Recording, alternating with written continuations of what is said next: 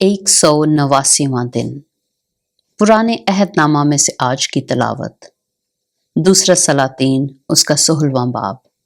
पहली आयत से लेकर 17वें बाब की 41वीं आयत तक।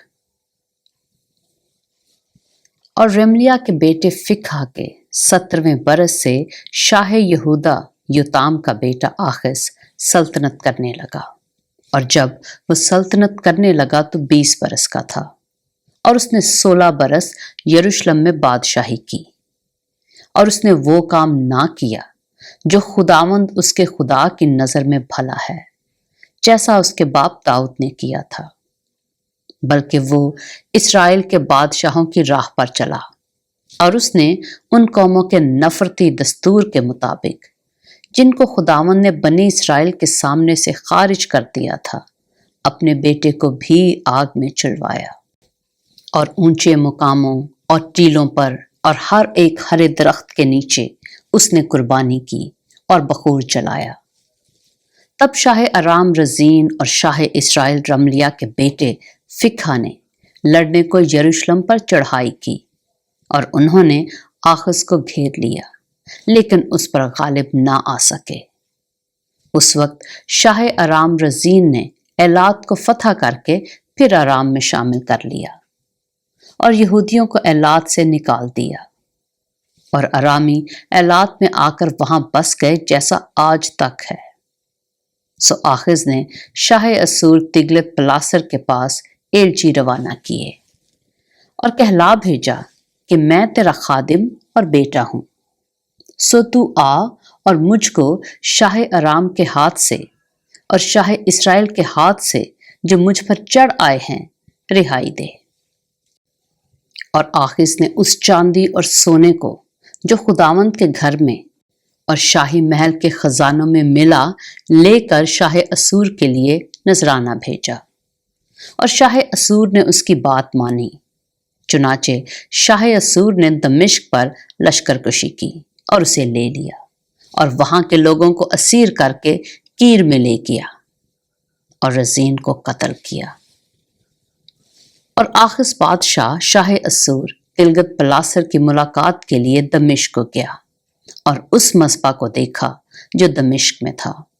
और आखिस बादशाह ने उस मस्बा का नक्शा और उसकी सारी सन्नत का नमूना उरिया काहिन के पास भेजा,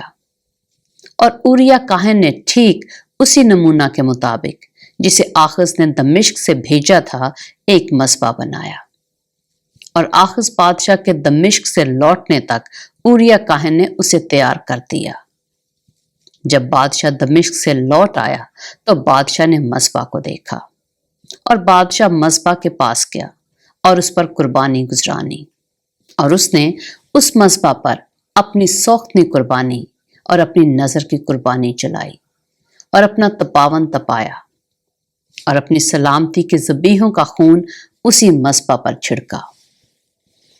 और उसने पीतल का वो मस्बा जो खुदावंद के आगे था हैकल के सामने से,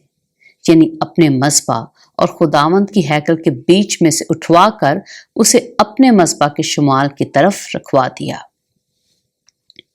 और आखिस बादशाह ने उरिया काहिन को हुक्म दिया कि बड़े मस्बा पर सुबह की सौख्तनी कुर्बानी और शाम की नजर की कुर्बानी और बादशाह की सौख्तनी कुर्बानी और उसकी नजर की कुर्बानी और मुमलकत के सब लोगों की सौख्तनी कुर्बानी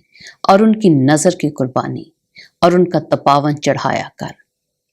और सौख्तनी कुर्बानी का सारा खून और ज़बीहा का सारा खून उस पर छिड़का कर, और पीतल का वो मस्बा मेरे सवाल करने के लिए रहेगा। सो जो कुछ आखिस बादशाह ने फरमाया उरिया काहिन ने वह सब किया।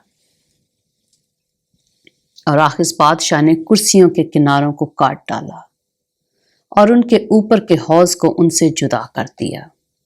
और उस बड़े हौज को पीतल के बैलों पर से जो उसके नीचे थे उतारकर पत्थरों के फर्श पर रख दिया। और उसने उस रास्ता को जिस पर छत थी और जिसे उन्होंने सब्बत के दिन के लिए हैकल के अंदर बनाया था, और बादशाह के दरामद के रास्ता को जो बाहर था, शाह असूर के सबब से खुदावंद के घर में शामिल कर दिया। اور آخذ کے باقی کام اور سب کچھ جو اس نے کیا، سو کیا وہ یہودا کے بادشاہوں کی تواریخ کی کتاب میں قلم بند نہیں؟ اور آخذ اپنے باپ دادا کے ساتھ سو گیا اور داؤد کے شہر میں اپنے باپ دادا کے ساتھ دفن ہوا، اور اس کا بیٹا حزقیاہ اس کی جگہ بادشاہ ہوا۔ دوسرا سلاطین اس کا 17واں باب۔ اور شاہ یہودا آخذ کے 12ویں برس سے ایلا کا بیٹا ہوسیہ اسرائیل پر سامریہ میں سلطنت کرنے لگا، اور اس نے 9 برس سلطنت کی، اور اس نے خداوند کی نظر میں بدی کی، تو بھی اسرائیل کے ان بادشاہوں کی مانند نہیں جو اس سے پہلے ہوئے۔ اور شاہ اسور سلمنسر نے اس پر چڑھائی کی، اور ہوسیہ اس کا خادم ہو گیا اور اس کے لیے ہدیہ لایا۔ اور شاہ اسور نے ہوسیہ کی سازش معلوم کر لی، کیونکہ اس نے شاہ مصر سو کے پاس ایلچی بھیجے، اور شاہ اسور کو ہدیہ نہ دیا جیسا وہ سال بسال دیتا تھا۔ سو شاہ اسور نے اسے بند کر دیا اور قید خانہ میں اس کے بیڑیاں ڈال دی۔ اور شاہ اسور نے ساری مملکت پر چڑھائی کی، اور سامریہ کو جا کر 3 برس اسے گھیرے رہا۔ اور ہوسیہ کے 9ویں برس شاہ اسور نے سامریہ کو لے لیا، اور اسرائیل کو اسیر کر کے اسور میں لے گیا، اور ان کو خلہ میں اور جوزان کی ندی خابور پر اور مادیوں کے شہر میں بسایا۔ اور یہ اس لیے ہوا کہ بنی اسرائیل نے خداوند اپنے خدا کے خلاف، جس نے ان کو ملک مصر سے نکال کر شاہ مصر فرعون کے ہاتھ سے رہائی دی تھی، گناہ کیا اور غیر معبودوں کا خوف مانا، اور ان قوموں کے آئین پر جن کو خداوند نے بنی اسرائیل کے آگے سے خارج کیا تھا، اور اسرائیل کے بادشاہوں کے آئین پر جو انہوں نے خود بنائے تھے چلتے رہے۔ اور بنی اسرائیل نے خداوند اپنے خدا کے خلاف چھپ کر وہ کام کیے جو بھلے نہ تھے، اور انہوں نے اپنے سب شہروں میں نگہبانوں کے برج سے فصیلدار شہر تک اپنے لیے اونچے مقام بنائے، اور ہر ایک اونچے پہاڑ پر اور ہر ایک ہرے درخت کے نیچے انہوں نے اپنے لیے ستونوں اور یسیرتوں کو نصب کیا، اور وہیں ان سب اونچے مقاموں پر ان قوموں کی مانند جن کو خداوند نے ان کے سامنے سے دفع کیا بخور چلایا، اور خداوند کو غصہ دلانے کے لیے شرارتیں کی اور بتوں کی پرستش کی، جس کے بارے میں خداوند نے ان سے کہا تھا کہ تم یہ کام نہ کرنا۔ تو بھی خداوند سب نبیوں اور غیب بینوں کی معرفت اسرائیل اور یہودا کو آگاہ کرتا رہا کہ تم اپنی بری راہوں سے باز آؤ، اور اس ساری شریعت کے مطابق جس کا حکم میں نے تمہارے باپ دادا کو دیا، اور جسے میں نے اپنے بندوں نبیوں کی معرفت تمہارے پاس بھیجا ہے، میرے احکام و آئین کو مانو۔ باوجود اس کے انہوں نے نہ سنا، بلکہ اپنے باپ دادا کی طرح جو خداوند اپنے خدا پر ایمان نہیں لائے تھے گردن کشی کی، اور اس کے آئین کو اور اس کے عہد کو جو اس نے ان کے باپ دادا سے باندھا تھا، اور اس کی شہادتوں کو جو اس نے ان کو دی تھیں رد کیا، اور باطل باتوں کے پیرو ہو کر نکمے ہو گئے، اور اپنے آس پاس کی قوموں کی تقلید کی جن کے بارے میں خداوند نے ان کو تاکید کی تھی کہ وہ ان کے سے کام نہ کریں، اور انہوں نے خداوند اپنے خدا کے سب احکام ترک کر کے اپنے لیے ڈھالی ہوئی مورتیں یعنی 2 بچھڑے بنا لیے، اور یہ سیرت تیار کی، اور آسمانی فوج کی پرستش کی اور بال کو پوجا،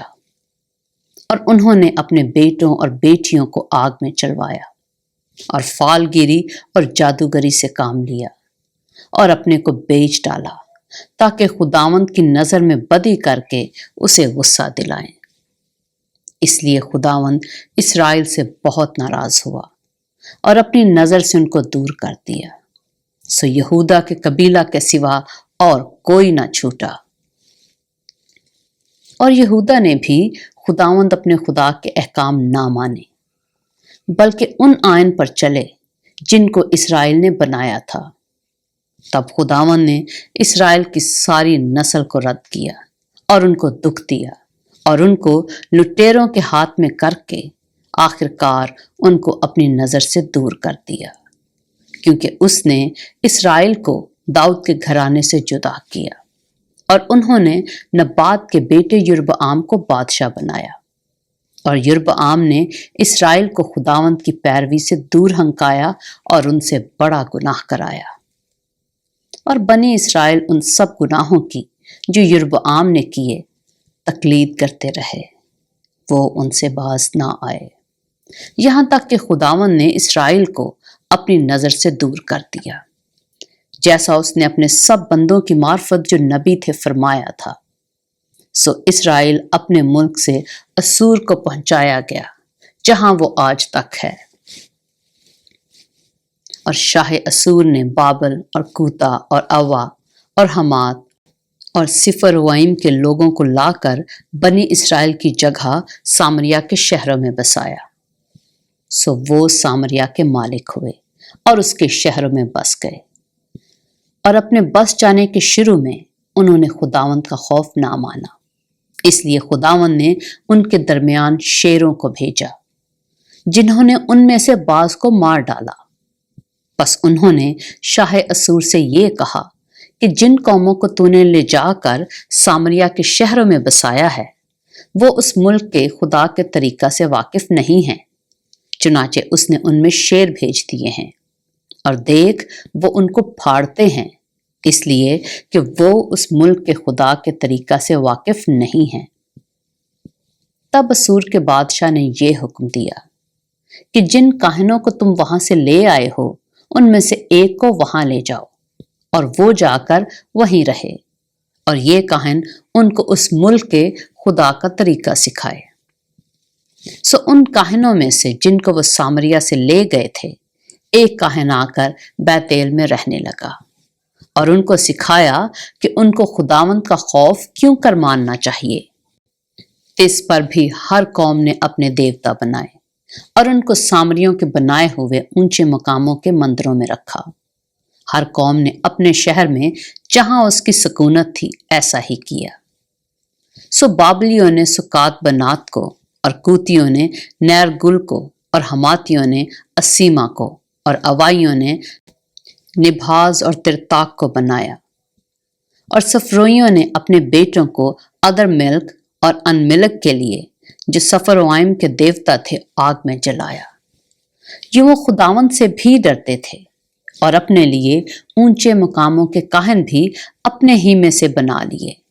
جو اونچے مقاموں کے مندروں میں ان کے لیے قربانی گزرانتے تھے۔